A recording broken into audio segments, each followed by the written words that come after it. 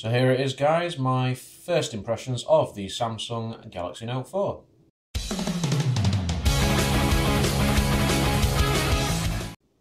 So, I have been branded numerous times as being a bit of a Windows guy.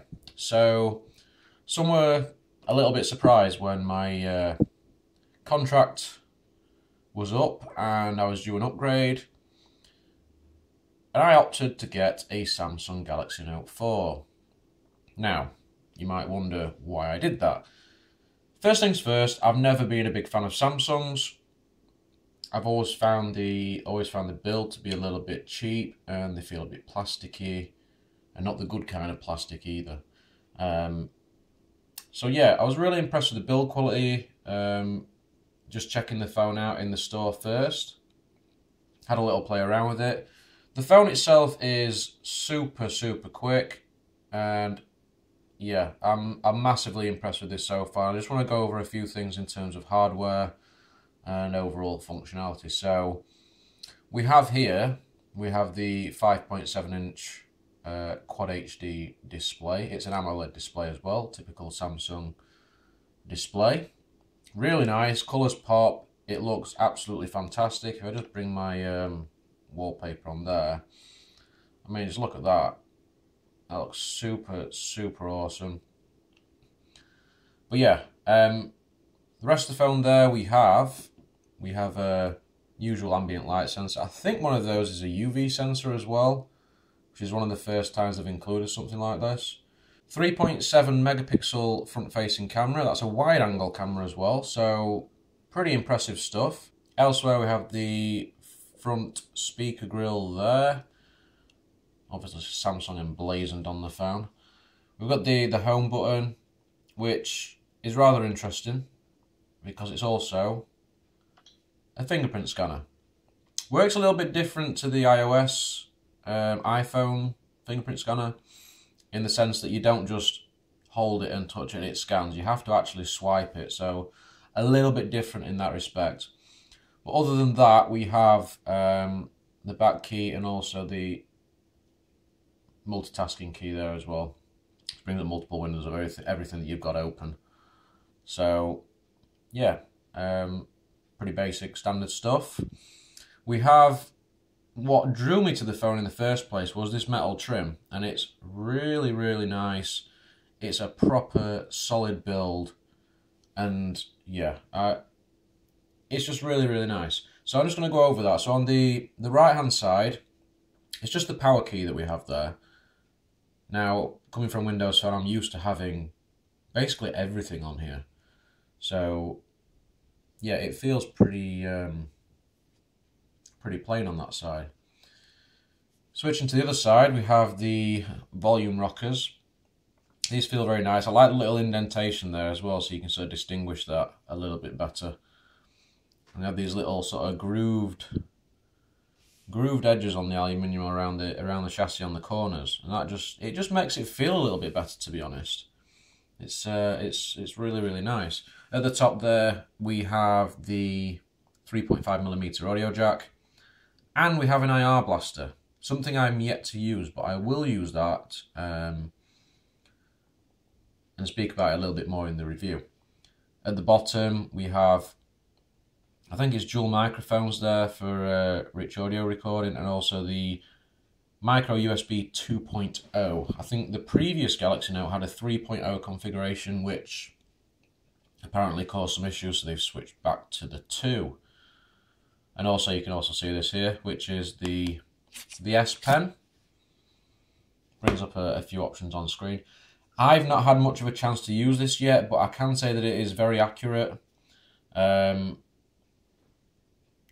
You know, it does work fairly well, as you can see there. But yeah, really good. Once I get a chance to try that out properly, I will speak about it a little bit more. Maybe do a separate video on it, because it is yeah, there's probably quite a few things to go over with that.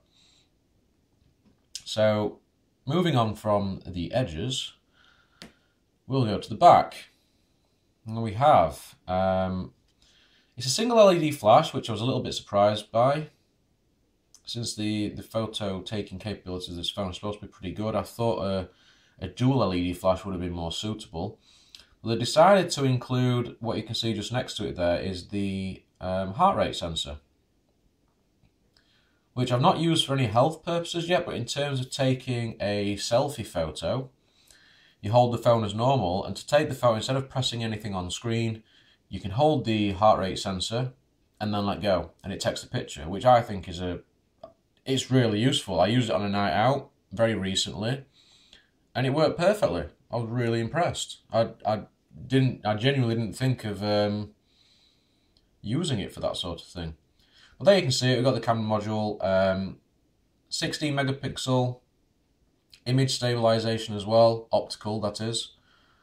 We've got this sort of faux leather back to it as well, which yeah, I wasn't really a fan of this sort of thing. I didn't like the look of it so much, but now that I've got it,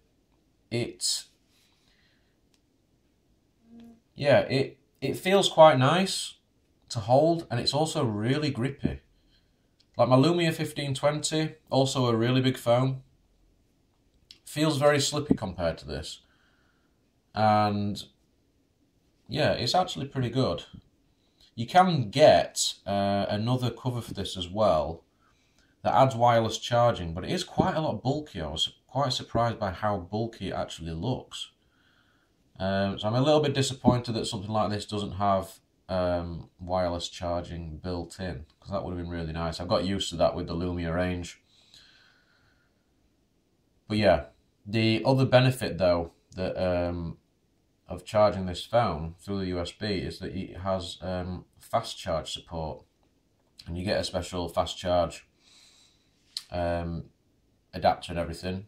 Looks just like your normal power supply, and it charges the phone so quick, it is ridiculous.